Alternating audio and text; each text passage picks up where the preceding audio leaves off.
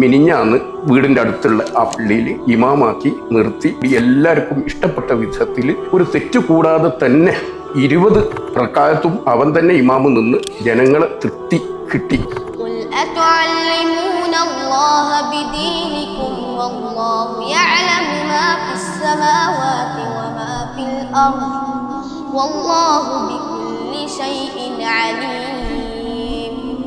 ഓൺലൈനിലേക്ക് മാറാനുള്ള കാരണം ഇവിടെ ഇടിമുഴിക്കൽ ഒരു ഹിഫ്ളുൽ ഖുർആൻ ഉണ്ടായിരുന്നു. അവിടെ കൊണ്ടുപോയി ആക്കിയപ്പം ഈ ദൂരം വളരെ കൂടുതൽ താണ്ടിയിട്ട് വേണം അങ്ങോട്ട് എത്താൻ.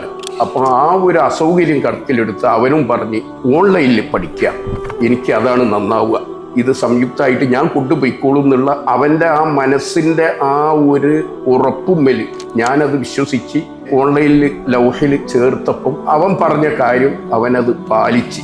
അപ്പം ഇനിയും അവന് മുന്നോട്ടുള്ള ഗമനം നന്നായിരിക്കും തന്നെയാണ് എൻ്റെ പ്രതീക്ഷ.